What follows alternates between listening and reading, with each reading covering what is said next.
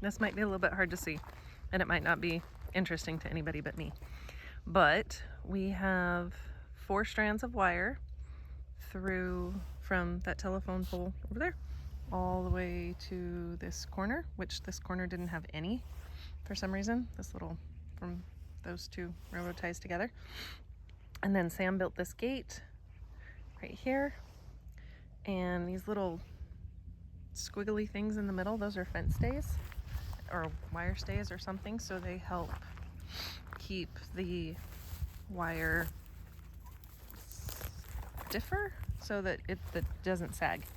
And then I learned how to put in these little staples and these little twist things. So you loop this side over the barbed wire, and then this one, this little thing is pointing up to start with, and so you just have to grab it and bend it over, and then it helps hold the wire tight to the T-post.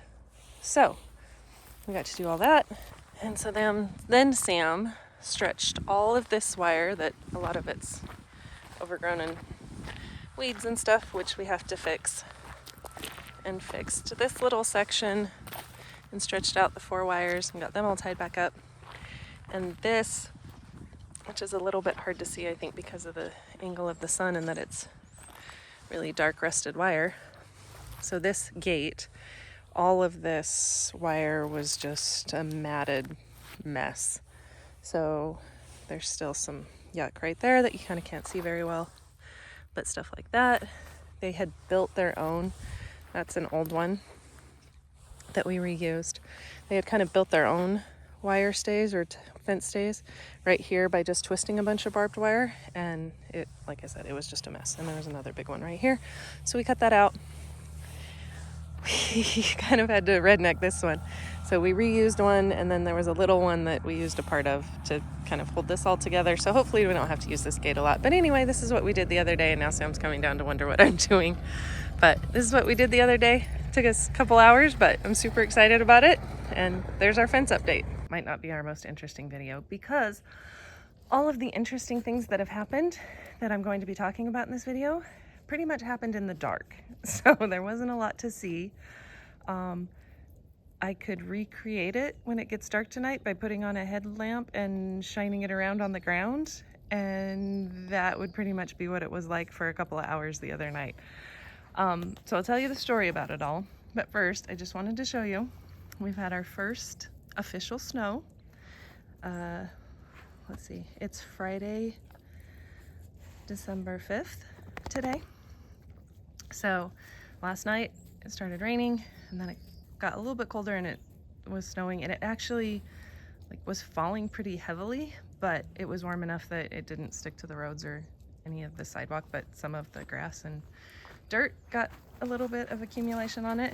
And the reason that that's important is because a couple of days, the day before, I don't remember, on Monday or Tuesday, I was in the middle of a math lesson. Kids had just come in from recess. All of a sudden, one kid says, "Oh my gosh, it's snowing!" And 5 kids jumped up and ran to the window. And so I was like, "Have you guys never seen snow before?" Because I don't know what these kids' background is and if they've ever actually seen snow. And so they were all like, "Yeah, we have." And I was like, "Okay, well then you probably need to go sit back down because this isn't even really snow." It was right at that temperature where the rain just starts to be visible as snow, but it wasn't gonna stick to the ground, or it wasn't enough that you could go play in it or do anything with it. So I just thought it was funny. And then the even funnier part is another classroom, a different grade level, she brought all of her kids out to apparently play in the snow.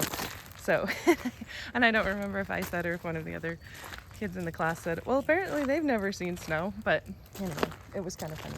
So, part of the reason for that story is, one, we've officially had a little bit of snow, still not enough that you could play with or build a snowman, but hopefully all those kids were super excited last night when it was legitimately snowing.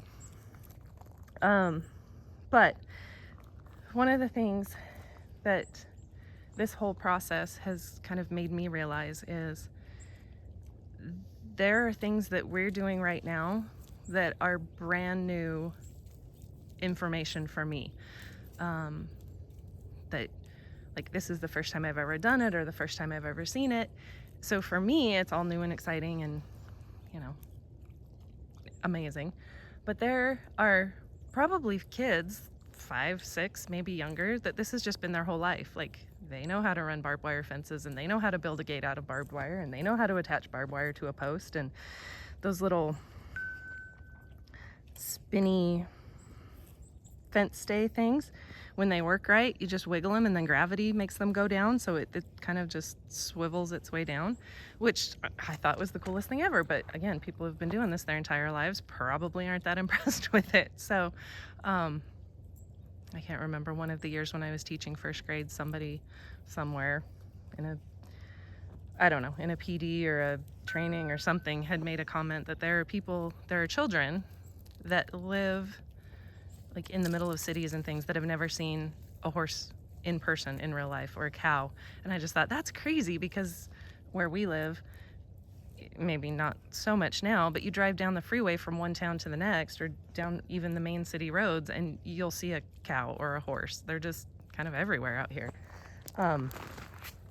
So just knowing that there are people in the world, there's kids in this world that have never seen a cow in person, and there's full-grown adults that have never put up a barbed wire fence. So anyway, just kind of funny perspective of things. So I'm gonna head up and feed the pigs really quick, and then I'm gonna walk out and kind of show you what our drama was the other day and what we did to repair it and hopefully prevent it in the future. So stay tuned. Okay, this might be one of those examples of I think I know what the project is and what's going on, but I really don't. So I'm going to do my best, and if I'm wrong, I will make a correction for you. So these red, I don't honestly know what they're called, fence holder things, are what we're running the poly wire through to kind of make a temporary perimeter for the cows. So we need to put it in front of the pivot, so when they're on this part of the field, that they don't rub up against the pivot and chew on wires, or I don't know if they chew on wires, but so that they don't tear stuff up. So it starts that way and runs that way, either all the way to the end of the pivot or until we ran out of them and we need to buy some more. The black posts are, I believe, where we are going to move the pig pen area. So they won't have all that area up there. We're going to turn that into like the pen for the cows and the alley and the chute, and then room up there. So the pigs, I think, are going to have this area, I think from the edge of the barn out to here, over to, I believe, that pivot tire, and then kind of that triangular section back to the shed, shop, poop, bird poop shop thing. Anyway, so it looks a lot smaller, and I think it is generally smaller, but with right now just the 2 pigs, they're not gonna care. It's gonna be plenty of room for both of them out here, and we're hoping, I still can't tell yet, she's a little too far away just by looking, but I'm hoping that Poppy is gonna have a litter of piglets sometime in January. So she's still got another month. I think that when I look at her, she looks pregnant, but I also think that's wishful thinking, and I don't know if she really is. Okay, so here's the story of our, I think it was Tuesday night adventure. I get home from work and Sam's out doing stuff, which he often is, and it's getting dark because that's what it does this time of year. And all of a sudden I get a text asking me to bring out any extra of the poly wire that we use for the hot fence around the pigs, and to bring it out here to this scrubby bush, because they're restringing the hot fence out here. Which I thought, well, that's weird, because we just restrung it a couple days ago, more in the middle of the field. Well, apparently they had gone through the food a little faster than we expected, and they were getting kind of hungry, so they were kind of coming up to the fence and pushing on it, which I guess isn't normal for cows, or not normal for these cows. I got out here with the wire, and Sam said all the cows had gotten out, and not just out like on the back side of the property, but they had walked all the way down the ditch bank about a mile, and some nice neighbors figured out where they belonged and herded them back with a four-wheeler and a truck, or a couple four-wheelers and a pickup, or something like that. So anyway, they have a bigger area now. They have more food. They've been given something to make their food more efficient, so like they don't go through it so fast, I guess. And they haven't gotten out since then, so that's all good. But yeah, we might have to move them a little more often than we thought. But they all are here, and they all seem to be happy.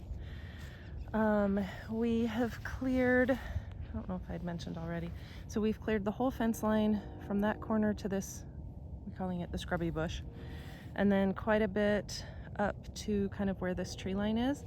Those trees are just so mangled, overgrown, in and out of the fence, just it's a mess. So I think what we've decided is, for at least right now, we're just gonna put those little squiggly posts, like the red topped ones, along the fence the whole way, and just run a hot wire in front of the barbed wire fence. So places like over here,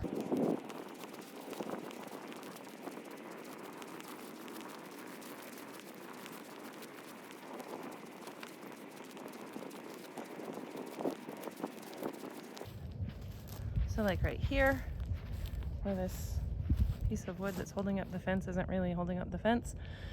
So yeah, places like that where the fence isn't very good. There's a spot over there that's the same. Instead of trying to fix all of it now, if we just put a hot wire in front of it, then it'll keep the cows from even getting close to it. Because I think even if we take the sprinkler head off of it, well, because the thing's laying down, I mean, a cow could kind of walk over this, I think. Or one of the things we learned the other day with our escape cow is if they can get their nose through it, they'll walk through it. So even if, I don't know, even if with barbed wire it hurts a little bit, if it's loose like this and they can push through it, they'll just push through it and keep going however far they want. Mama and baby are still over in the neighbor's yard so that he doesn't get competition from Big Brother that was enjoying free easy meals from Mom. There's Rosie the red cow laying down right there. What else do I know right now about these little guys? Sam took a picture the other day of the mom and the baby, and it's amazing how much he's grown. He does not look like a little baby anymore. He looks just as big as like that little guy right there.